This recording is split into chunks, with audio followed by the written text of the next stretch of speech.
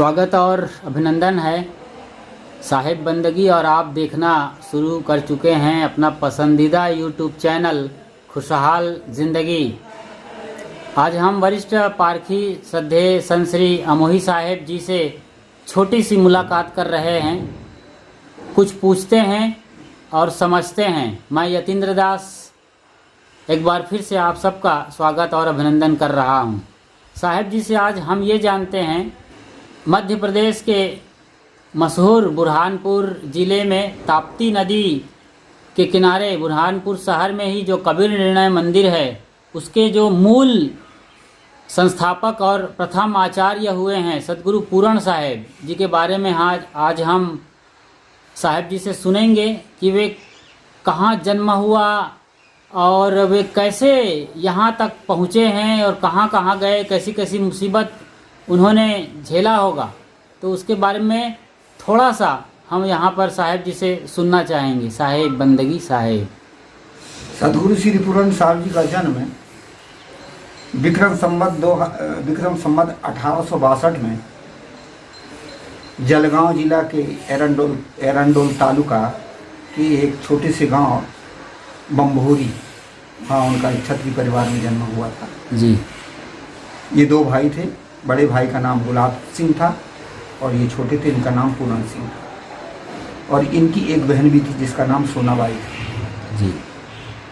उसके बाद में ये 1874-75 के लगभग और ये साहब जी सदगुरु श्री सुखलाल साहब जी के पास आए रीवा। तो उसके बैराग का कुछ घटना याद है ऐसा? हाँ, कुछ क्यों इस बैराग हुआ? उनके बैराग की घटना का कोई उल्लेख नहीं है। अच्छा अच्छा। कहाँ से कैसे निकले, कैसे किनसे संपर्क हुआ जी, ये कोई उल्लेख अभी तक मिला नहीं। हो सकता हो कोई संत महापुरुष घूमते फिरते रहे हुए या पूर्व के संस्कार। जी जी। कभी कभी आदमी को एक सत्य की खोज की एक संस्कार पैदा होते, एक सत्य को मैं खोजूं, ऐसे खोजते खोजते हो सकता हो वहाँ उस जगह वो पहुँच गए होंगे। जी जी। तो इस प्रकार से वहाँ जा करके उन्होंने भेज लिया। किनसे? श्री सुखलाल साहब जी से। कहाँ?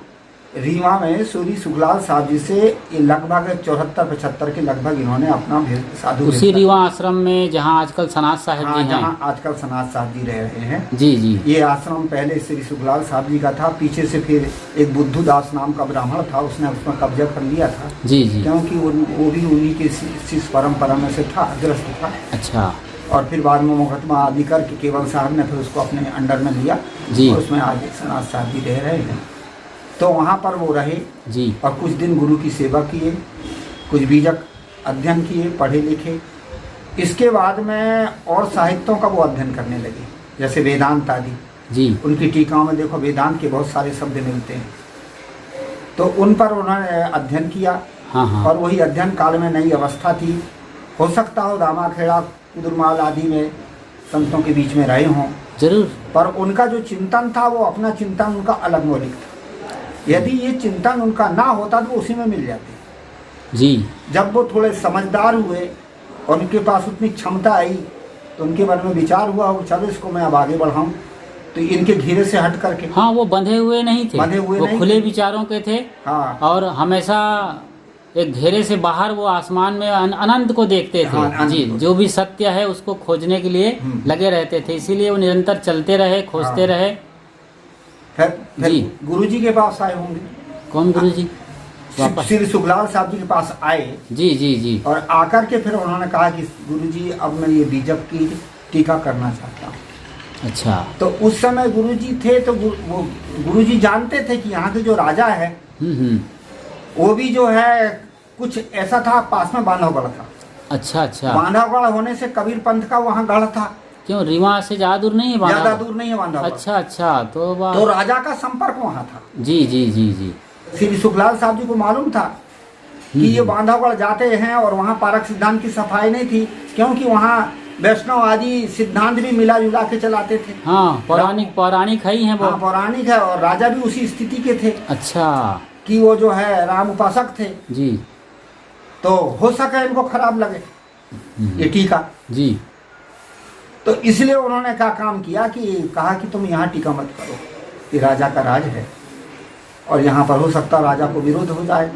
जी। यहाँ बांधवगढ़ भी किनारे है और आसपास में बांदा जिला के किनारे पड़ता। बांदा जिला में तुलसीदास जी का जन्म हुआ था। अच्छा। तो रामायण आदि और भी राम की उपासना के ज़्यादा उस एरिया में ज़्यादा मान्यता थी। हाँ हाँ। तो ऐसी स्थिति में उनसे कहा कि तुम यहाँ पर टीका मत करो, तुम्हें जाना तो जहाँ आया तुम्हारी जन्मभूमि है उस तरफ कहीं चले जाओ।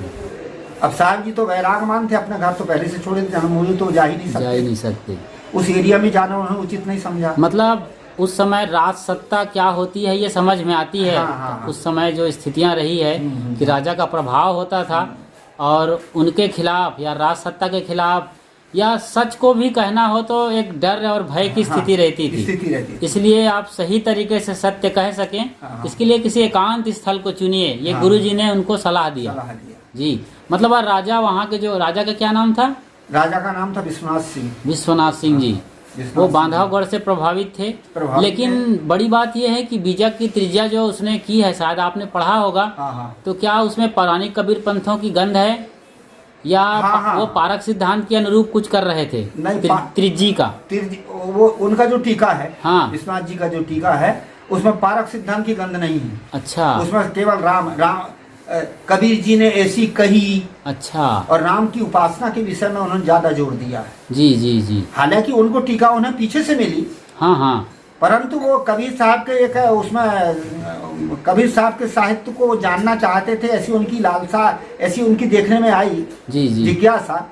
तो उस दृष्टि से श्री सुखलाल साहब जी जानते थे कि राजा बांधवगढ़ जाते आते रहते हैं, हो सकता हो कबीर की वाणियों पर भी ये कुछ कर सकें जी। तो इसलिए जो है उन्होंने, और फिर राजा का राज है, राम आदि का खंडन करना ठीक नहीं जी। तो इस दृष्टि से साहब को आज्ञा दिया कि तुम उधर ही जाओ जिधर से आए हो, उस तरह कहीं एकांत जगह चुन लो। तो श्री पूरन साहब जी अब वहाँ तो नहीं गए, महाराष्ट्र नहीं गए। ये बुरहानपुर जो है महाराष्ट्र है और मध्य प्रदेश का बॉर्डर है। ताप्ती नदी के किनारे इन्होंने चुना कि यहाँ पर और भी जो है खाली खाली जगह थी जी जी। कुछ मुसलमानों के मुकरबा थे जो खाली पड़े हुए थे। हो सकता है लोगों, यहाँ तो ऐसी लोगों में मान्यता है कुछ लोगों में कि ये इधर एक मुकरबा नदी के किनारे है मकबरा जी। और उस मकबरा में साहब कुछ दिन रहे, 2 4 6 दिन, जो भी 8 दिन 10 दिन रहे होंगे। तो स्नान करने के लिए नदी गए होंगे, तो वहाँ पर उनके कागज टुकड़े पड़े थे। राजा की लड़की घूमने के लिए गई, उसने देखी किस किस संत का टुकड़ा है, कागज है, बड़ा अच्छा है, क्या है? फिर श्री पूरन साहब जी से मिले जी। और मिलने के बाद में ये कोई लिखित प्रमाण नहीं, ऐसे लोग में कहते सुनते चले किंवदंती है जी। और फिर उन्होंने उनकी खोज की तो वो मिले गए कि महाराज जी आप यहाँ ना रह करके आप थोड़ा आगे चलिए। तो उन्होंने कहा कि अब मैं ही ठीक नहीं, यहाँ जंगल है, यहाँ कोई व्यवस्था भी नहीं है, तो एक निर्जन स्थान यहाँ आए हो। अच्छा। और वहाँ पर 2 महात्मा और थे अगल बगल दूर दूर। अच्छा। एक बैरागी थे और एक उदासी थे। उन्होंने कहा मुझे अकेले, फिर ये महात्मा को भी रख लो कहीं। हाँ। तो फिर वो दोनों महात्मा भी आए। तो अभी भी बैरागी मंदिर जो है पीछे जी, इसे कबीर निर्णय मंदिर के जस्ट बाजू में ही है, दक्षिण की ओर में जी जी। और उदासी मंदिर उसी के पीछे है। अच्छा। तो इस प्रकार से श्री पूरन साहब जी यहाँ आकर के उन्होंने बीजक की टीका की और यही उन्होंने निर्णय सार भी लिखा। अच्छा अच्छा। अब उस समय कुछ नहीं था, वो कहीं एक झापेड़ के नीचे थे। फिर लोगों ने उनके लिए कुटिया बना दी। लोग आश्रम बनाना चाहते थे तो वहाँ पैसा उन्होंने दिया, तो उसको सारा भंडारा कर दिया उन्होंने। हाँ, लोगों ने कहा भाई आप साहब जी आप आश्रम के लिए देखे, हो गया आपका आश्रम बन गया। फिर अंत में वहाँ यहाँ कोई एक देवचंद नाम के भाऊ साहब थे। अच्छा। उनके शिष्य थे देवचंद भाई जी जी। उन्होंने फिर कुछ भक्तों से पैसा इकट्ठा करके एक छोटा सा आश्रम यहाँ बना दिया था। और उसके बाद में कुछ दिन के बाद में जो बीच में एक मंदिर था जो अभी टूटा है, हाँ, वो लकड़ी मिट्टी का, हाँ जी, वो उसी समय पर वो मंदिर बना पीछे से। हाँ, जैसे कबीर पाठशाला, बीजक हाँ, पाठशाला या यूनिवर्सिटी हाँ, जो नाम था उसी से शुरू हुआ। धीरे धीरे फिर यहाँ पर और भी उनके शिष्य होते रहे, जैसे श्री हंस साहब जी, श्री राम साहब जी, और फिर निरोतम साहब हुए। हाँ हाँ। और उसी बीच में श्री काशी साहब जी आए। कि बिहार से आए थे? ये बिहार से नहीं आए थे, ये आए थे महाराष्ट्र से। अच्छा अच्छा। तो ये महाराष्ट्र में एक गन्हान करके छोटा सा स्टेशन है, वहाँ असिस्टेंट स्टेशन मास्टर थे। हाँ, काशी साहब। और ये पहले के पढ़े उस समय के एमए थे। बताइए। तो उन्होंने एक कोई बंजारा था वहाँ गुलाब नाम का, और वो बंजारा पीजक की वाणियों को पढ़ता था जी जी। अपने खेत में साहब वहीं पर स्नान करने जाते थे। और उन्होंने देखा कि ये क्या पढ़ते, गुलाब जी क्या पढ़ते, क्या ये कबीर साहब की वाणी है बीजक। जब उन्होंने पढ़ा देखा क्या ये कहाँ से, कि हमारे गुरु स्थान से ये मिला है और वहीं किसी संत सब पारखी संत जो रहते हैं जी जी, तो पता लगा कर के वो यहाँ पर आए। और उस समय श्री भगवान साहब जी एक अच्छे संत थे जो पारक सिद्धांत के जानकार थे, उनसे भेंट मुलाकात हुई। यही थे वो? यही थे श्री भगवान साहब। अच्छा अच्छा, जी जी। आचार्य तो उस समय नरोत्तम साहब थे। अच्छा अच्छा। पर श्री भगवान साहब जी एक वरिष्ठ संत थे और पारक सिद्धांत के अच्छे जानकार, प्रखर मुखर जानकार, जानकार थे, वेदांत के भी जानकार थे। अच्छा। जो आपके पलारी आदि ग्रंथ गांव में रहते थे, फिर तो गोटिया आदि, इनको उन्होंने ने पढ़ाया था श्री भगवान साहब। अच्छा जी जी, वेदांत आदि, फिर तो गोटिया कबलास। हाँ, छत्तीसगढ़ के पलारी में जो गोटिया मतलब वहाँ के जो जानकार लोग होते थे और पढ़े लिखे लोग होते थे, जो जिज्ञासु खास रहे हैं, हाँ, उन्हें श्री भगवान साहब ने पढ़ाया था। श्री भगवान साहब ने पढ़ाया था जी। तो वो भगवान साहब से सत्संग हुआ, पर भगवान साहब ने समझ गए कि प्रखर, उस समय साहब की उम्र करीब 38-39 की थी जी। श्री काशी साहब, श्री काशी साहब जी की उस समय उनका नाम था काशीनाथ परांजपे। अच्छा, काशीनाथ परांजपे। हाँ जी। वो तो कोंकणी में ब्राह्मण थे। जी जी, कोंकणी ब्राह्मण। हाँ जी जी। तो फिर उन्होंने देखा कि ये बहुत प्रखर नई युवक है, तो उन्होंने उनको फिर पारक सिद्धांत की अच्छी तरह से समझाया बुझाया और फिर कहा कि आप मराठी हो तो मराठी भाषा जानने वाले श्री राम सुख साहेब, अच्छा, जो यहीं के संत थे, टागली बड़गांव में रहते थे महाराष्ट्र में। जी जी, अहमदनगर जिला में। हाँ, उनके पास भेज दिया। फिर वहीं जाकर के उनसे मराठी भाषा में चर्चा हुई।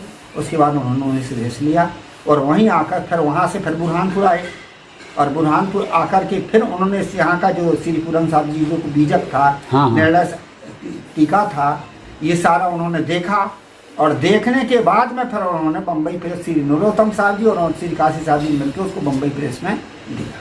अच्छा। और निर्णय साहब को भी उन्होंने देखा, ये भी योग है, तो उसको भी फिर बम्बई प्रेस में ही दिया था। नहीं, निर्णय साहब नहीं दिया था, निर्णय साहब तो पीछे से हमारे गुरु जी ने उसकी टीका की। अच्छा अच्छा। तो इस प्रकार से उन्होंने खोज की और पंचग्रंथि की खोज भी उन्होंने की।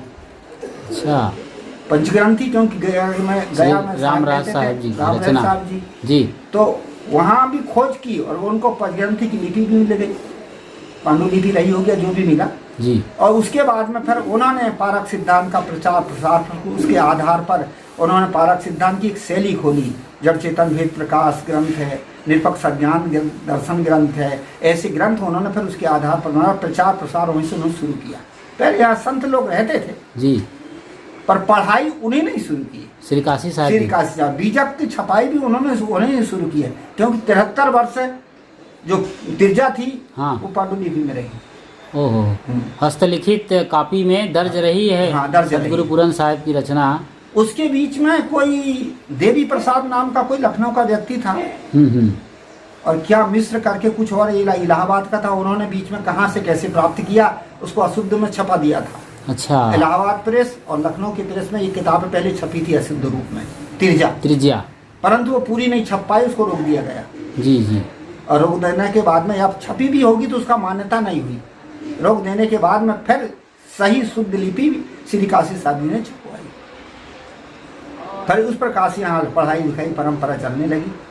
तो पारक सिद्धांत की फिर धीरे धीरे पहले अब संतों की वेशभूषा भी, पहनावा भी दूसरे रूप में था जी, बिल्कुल, जो वंश परंपरा का चला आ रहा था उसी प्रकार से था। दाढ़ी चोटी जो भी धीरे धीरे फिर ये पारकी संतों ने समझा पूजा और धीरे धीरे इसको फिर हटाया, सारी मान्यताएं धीरे धीरे हटी। इसलिए जो टोपी शैली की जो विधान है वो विधान पुराने समय का था, वो पुराना विधान आज भी चल रहा है जी जी। परंतु चौका आरती और केवल एक दिन ही ऐसा होता है, एक दिन ही पूरे 365 दिन में केवल एक दिन जो खास, समाज को कहीं से कहीं कुछ दिखाना तो पड़ेगा जी जी। इस दृष्टि से है, वो वास्तव में ऐसा नहीं है। जैसे चौका आरती, अब कोई मरता चौका करते हैं, हाँ, चलावा चौका, आनंदी चौका की परंपरा यहाँ जी है। तो इस प्रकार से वो पारक सिद्धांत का प्रचार प्रसार धीरे धीरे साफ होते। तो सदगुरु श्री काशी साहब की क्या रचना है? श्री काशी साहब की रचना है, पहले तो जड़ चेतन भेद प्रकाश नाम का एक ग्रंथ है जी, जिसमें जड़ और चेतन का निर्णय दिया गया है जी जी। दूसरा है सत्य ज्ञान बोध नाटक। अच्छा। वो भी जो कर्म उपासना योग ज्ञान के आधार पर उस और नाटक के रूप में जी बनाया गया है। जड़ चेतन, और तीसरा है निष्पक्ष सत्य ज्ञान दर्शन, जो बहुत बृहद ग्रंथ है, 108 ग्रंथों का प्रमाण है। और ये 3 ग्रंथ श्री काशी साहब जी के हैं, जड़ चेतन और तत्व निरोध विवेक, चौथा ग्रंथ। तत्वों का विवरण अलग अलग और भी कई प्रकार के और मान्यताएं जो हैं, उन मान्यताओं के अलग अलग रूप उसमें दिए गए हैं।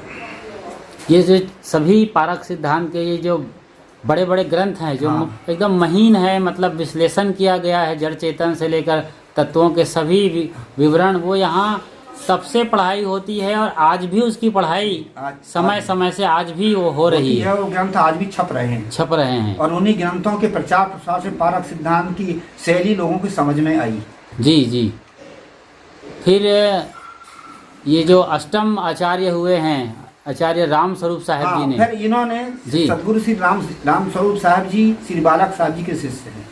तो क्या एक सेकंड, काशी साहब के, क्या काशी साहब भी यहाँ के आचार्य हुए? हाँ, श्री काशी साहब जी यहाँ के आचार्य हुए। किस नंबर के रहे होंगे? ये रहे 6वें नंबर। 6वां। हाँ। फिर 7वें कौन हुए? 7वें फिर हुए श्री काशी साहब जी के बाद में श्री बालक साहब। अच्छा, बालक साहब जी के ही शिष्य हैं सदगुरु श्री राम स्वरूप साहब जी। हाँ। जी। ये 8वें आचार्य थे। हाँ, तो उनके लिए कहा जाता है कि उनकी बुआ शांति साहब जो साध्वी थी, वो लाए थे यहाँ तक, वो लेकर आई थी। हाँ जी, बताएं। लोगों में ऐसी मान्यता चली आ रही है, लोगों की ऐसे। हाँ। पर बात ऐसी है कि उन जो सदगुरु श्री राम स्वरूप साहब जी के साथ मैं रहा हूँ। अच्छा। और मैं नेपाल में भी बहुत दिन उनके साथ रहा हूँ। नेपाल में जन्मे थे साहब जी? हाँ, नेपाल में जन्मे थे। तो सदगुरु श्री राम स्वरूप साहब जी के दादाजी, अच्छा, डम्बरदेव पांडे, हाँ, और शांति साहब जी के पिताजी बोधराज पंत, ये दोनों राज दरबार में पुरोहित थे। वो पहाड़ के रहने वाले थे बोधराज पंत जी, और ये शहर के रहने वाले थे डम्बरदेव पांडे। तो एक साथ ही राज दरबार में राजा के बच्चों को पढ़ाते थे और पुरोहित कर्म करते थे। तो दोनों में आपस में प्रेम था, तो भाई भाई। जी। अब इस दृष्टि से दोनों भाई भाई थे, तो वो साहब जी की बुआ इस दृष्टि से कि उनकी वो पुत्री थी। जी। तो इसलिए वो साहब जी की बुआ के रूप में इस रूप से थी। वास्तव में शारीरिक कोई संबंध है या बुआ, ऐसा नहीं था। जी। और जब वो वहाँ रहने लगे बोधराज पांडे, तो बोधराज पंत, तो उनके पास जगह नहीं थी। तो ये डम्बर पांडे जो थे, इनके दादाजी पितामह, उन्होंने उनको अपने घर में थोड़ा ऊपर का तल्ला दे दिया। ये बोधराज पंत कौन थे वैसे? खाली बोधराज पंत थे शांति साहब जी के पिता। और आपस में साहब जी के पिताजी और दादाजी और पंत जी का क्या रिश्ता था? कोई रिश्ता नहीं था, केवल जान पहचान थी। हाँ, और एक साथ काम करते थे। हाँ, काम करते थे राज दरबार में। अच्छा, इसलिए भाई के रूप में हो गए। और उनकी वो पुत्री थी। हाँ, तो स्वाभाविक है। थी इस दृष्टि से वो बुआ के रूप में। जी। ऐसी कोई उनकी बुआ नहीं। तो वहाँ पर जब वो रहती थी तो बाल विधवा थी। अच्छा। पहले उनका नाम था हरि कुमारी देवी। अच्छा जी। हरिदेवी वो बाल विधवा थी, और वो आध्यात्मिक और धार्मिक चिंतन की बड़ी वो थी। तो उनके संगत जो हमारे सदगुरु श्री राम स्वरूप साहब जी हैं, उनकी जो माता जी थी धीरज माता, वो उनके संगत में बैठती थी, और उनके संगत से उनको ज्ञान समझ आया, और उनके भीतर भी वैराग पैदा हुआ। और साहब जी उस समय छोटे बच्चे थे। जी बिल्कुल। और उनको लेकर के फिर वो यहाँ आ गई पाल्पा, कुछ दिन तक वहाँ रही। पाल्पा मतलब? पाल्पा ये तानसेन पाल्पा पड़ता है बुटवल से आगे पहाड़ ऊपर नेपाल में। अच्छा। वहाँ कुछ दिन रही जी। और वहीं जो है साहब जी, फिर उसके बाद में साहब जी थोड़े बड़े हुए, तो उनकी शिक्षा दीक्षा ये पढ़ने के लिए पहले बनारस आए थे। अच्छा। पहले तो अपने दादाजी से ही पढ़ चुके थे। जी। बहुत सारे अमरकोश आदि ग्रंथ है, गीता आदि, वो पहले ही याद कर लिए थे छोटी उम्र में। पीछे से फिर जो है 4 वर्ष की उम्र में उनकी माता ने यहाँ ले आई। इसके बाद पिता ने ले गए उनको वहाँ से मांग के। जी। तो फिर उनके दादाजी ने उनको पढ़ाया लिखाया कुछ। वो 1-2 साल रहे, 2-4 साल जो भी रहे, उसके बाद फिर आ गए। या मूलतः पंडित खानदान के थे? पंडित खानदान के। जी। पांडे खानदान। पांडे जी। ये जो है नेपाली ब्राह्मण नहीं थे, ये भारतीय ब्राह्मण। हाँ। अच्छा। तो उसके बाद में साहब जब ये थोड़े बड़े हुए, तो बनारस में भी ये आए थे पढ़ने के लिए। जी। इसके बाद में इनके बुआ के एक लड़के थे शमशरण साहब जी। हाँ। जमसी खेल के वर्तमान, अभी तो शरीर नहीं रहा। हाँ, नहीं रहा जी। जमसी खेल के प्रमुख थे। हाँ। जी। उनका नाम था तुला दत्त और उनका सरनेम कुछ था, मुझे पूरा पता नहीं है। अच्छा अच्छा। तो वो है, तो ये दोनों बम्बई पढ़ने के लिए गए थे जी। और अंत में फिर बम्बई में पढ़ने का मन नहीं हुआ तो साहब जी तो पहले आ गए, श्री राम स्वरूप साहब जी। वो कुछ दिन रहे, उसके बाद में फिर वो अपनी माता जी के और वो शांति साहब जी के साथ रहने लगे। धीरे धीरे ब्रह्मचारी के रूप में रहते थे, बड़े बड़े बाल थे। और बाद में श्री शांति साहब जी बुरहानपुर में आई और बुरहानपुर में आकर के श्री बालक साहब जी से उन्होंने भेज लिया। अच्छा। फिर इनको भी बुलाया कि तुम भी चले आओ जी। फिर ये भी वहाँ से आए और श्री बालक साहब पहले तो भेष नहीं लेना चाहते थे, हम तो ब्राह्मण हैं, ब्रह्मचारी हैं। फिर उनका नहीं, ये गुरु परंपरा है, इसमें ऐसा लेना पड़ता है। तब फिर उन्होंने श्री बालक साहब जी से और भेष ली। इसके बाद 1 साल के बाद उन्होंने फिर इन्हें विद्या पाठ श्री लाल साहब जी ने इन्हें पढ़ाया और पढ़ने के बाद में फिर ये जो है यहाँ के आचार्य हुए श्री राम स्वरूप साहब जी। और इन्होंने ही जितने भी मूल रूप में ग्रंथ थे सभी ग्रंथों की उन्होंने टीका, क्योंकि वो नेपाली भाषा के व्यक्ति तो थे। हाँ। परंतु उनकी उस समय उनकी हिंदी टूटी फूटी थी जी। तो भी वैसी अपनी भाषा में उन्होंने इसकी टीका की और सारे ग्रंथों को, जितने भी पारक सिद्धांत के ग्रंथ यहाँ मिले, सब ग्रंथों को उन्होंने टीका करके सबको प्रकाशित किया और प्रचार प्रसार फिर ज़्यादा ग्रंथों का यहाँ से शुरू होने लगा। इस प्रकार से हुआ। पीछे से संत शरण साहब जी भी यहाँ बुरहानपुर आए, इन्होंने श्री बालक साहब जी से भेज लिया पीछे से। जी जी। 2-3 साल के बाद जो राम स्वरूप साहब को 2-3-4 साल के बाद आए, भेज लिया और भेज लेने के बाद में फिर वो बाराबंकी आश्रम में रहने लगी, संतों की जमात में रहने लगी। उसके बाद में फिर उन्होंने नेपाल में अपना आश्रम बना लिया, वहाँ रहने लगे। तो इस प्रकार से पारक सिद्धांत का प्रचार सबसे पहले श्री पूरन साहब जी, जो कि लगभग 200 बरस हो गए हैं। हाँ, 200 बरस के लगभग हो गए हैं। जी जी। तो सबसे पहले बीजक की टीकाकार श्री पूरन साहब जी हुए जी। उसके बाद में पारक सिद्धांत की शैली को खोलने वाले श्री काशी साहब जी हुए। फिर वो ग्रंथ जितने भी थे उनको मूल से टीका करके उनको प्रचार प्रसार करने वाले श्री राम स्वरूप साहब जी हुए। और उसके पहले इन महापुरुषों के पहले श्री पूरन साहब जी के से भी पहले जी गया बिहार में श्री राम रहस साहब जी हुए और उनके गुरु गुरदयाल साहब हुए जी। वो उनके ग्रंथों में भी पारक सिद्धांत पूरा परिपक्व पारक सिद्धांत मालूम पड़ा। जी जी। जैसे कबीर पर साखी और जो है ये साहब जी का जो पंचग्रंथी तो है, पंचग्रंथी आदि जी। तो फिर इससे पता चलता है कि जैसे लोगों की मानता है कि श्री पूरन साहब जी ने पारक सिद्धांत निकाला या पारक सिद्धांत उन्होंने किया, ऐसे लोग कहते हैं बीजक को चुरा के ले आए और उन्होंने पारक अपने मनमानी पारक सिद्धांत निकाला, ऐसे वो कहते हैं। परंतु ये बात है इससे असिद्ध हो जाती है कि पहले भी पारक सिद्धांत की झलक थी जी, जो इनसे पहले पंचग्रंथी और गुरदयाल साहब जी का कबीर परिचय और उसी के अनुरूप ही श्री पूरन साहब जी का टीका भी हुआ।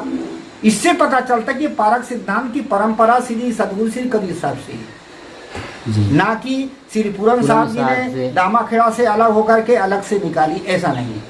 ये परंपरा सदगुरु श्री कबीर साहब से ही है। लोगों का कहना है कि बीच में पूरन साहब ने निकाला जी, पारक सिद्धांत को अलग किया, पहले हमारी वंश परंपरा थी। और फिर पारक सिद्धांत तो खैर ये समझ में आया, लेकिन जो पारक सिद्धांत का जो या दूसरे रूप में कहें कि जो मूल ज्ञान है ये तो अनादि से चला आ रहा है, ज्ञान की जो परंपरा है। पारक तो जीव का स्वरूप ही है, जीव का स्वरूप ही है जी। पारक जीव का स्वरूप है, बोध नहीं था। बोध नहीं था, ये बोध है सदगुरु कबीर साहब के निर्णय से ही। ये स्वरूप तो जीव का स्वरूप ही ज्ञान है जी जी, जीव का स्वरूप ही पारक है। पर पारक का बोध चेतन का बोध नहीं था भी तो किस रूप में था? कोई व्यापक रूप में सिद्ध करते थे, कोई और ईश्वर की सत्ता के रूप में सिद्ध करते थे जी। सदगुरु श्री पूरन साहब जी ने इसको बिल्कुल सही सिद्ध किया, किसी का अंश नहीं है न किसी का जो है अलग से अंशी भाव छोड़ करके, और चेतन अखंड अविनाशी इसकी सिद्धि श्री पूरन जो पारक सिद्धांत सदगुरु कबीर साहब की थी जी। तो इस प्रकार से इसको फिर धीरे धीरे बढ़ाते बढ़ाते महापुरुषों ने आगे बढ़ाया। तो श्री राम रहस साहब भी कहा जाता है कि पुराने समय में वो भी सन्यासियों के एक मंडलेश्वर थे। अच्छा। धीरे धीरे उन्हें भी गुरदयाल साहब जी मिले, उन्होंने वो मान्यता को छोड़ी और मान्यता छोड़ करके फिर वो भी पारक सिद्धांत की भी उसमें आए, और उनकी पंचग्रंथी में ये सारी चीज़ें आज भी मिलती हैं। उनकी जो पंचग्रंथी है उसमें बहुत सारी चीज़ें आज भी मिलती है। तो इस प्रकार से ये पारक सिद्धांत सिद्ध होता सदगुरु कबीर साहब से ही था।